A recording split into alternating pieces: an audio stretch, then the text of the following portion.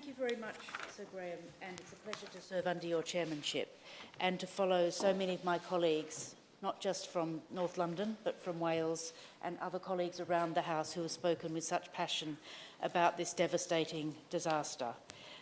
Specifically, I wanted to reiterate my thanks to the member for Enfield North who has led on this issue in my local area as well, working very closely with Enfield and Haringey councils and their leaderships to try and pull together the enormous amount of goodwill. But often, as we find in these tragic moments, sometimes that goodwill does need to be supported and shaped. And the leadership role which the two local authorities have played, both led by Turkish-speaking women, has been a real thing to see. I also wanted to put on record my thanks to the Mayor of London for coming with me and colleagues to the Alevi Centre, Gem Alevi, last week. There was a candle for every single one of the cities which the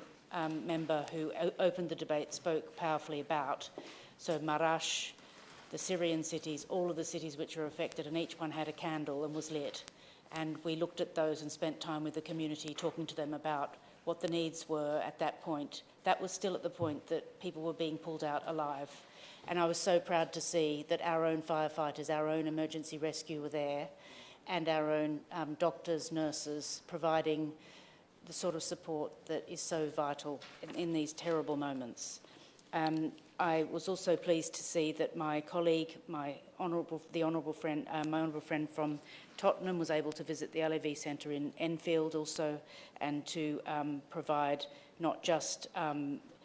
the reassurance that he would use his role here in Parliament as the Shadow Foreign Secretary, but also to be a shoulder to cry on, because at this point I think we're still very much in shock, and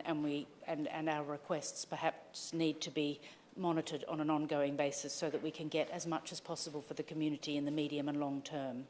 In particular, in my own constituency, I want to put on record my thanks for the Comcar Community Centre in Hornsey, and also the Gem Alevi in Wood Green, and all the other smaller centres which play their role as well. On the issue of construction, I do hope that the UK government will be able to assist the Turkish government so that we can have best practice on construction in these areas where there are fault lines and where there are terrible earthquakes in this way, and any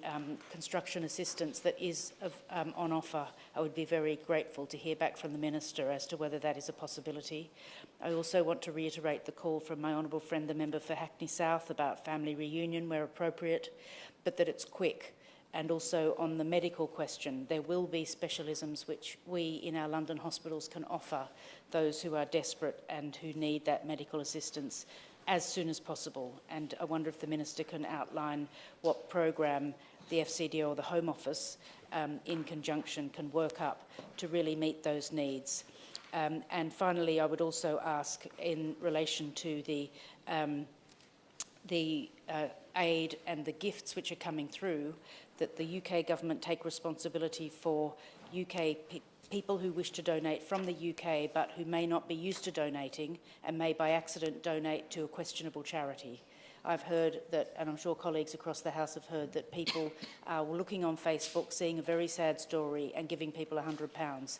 That is not best practice, and I wonder whether the Minister would outline what he believes should be done in that regard. So questions for the Home Office, questions for the Foreign Office, and for any other parts and arms of government that it can assist our communities abroad in these terrible times.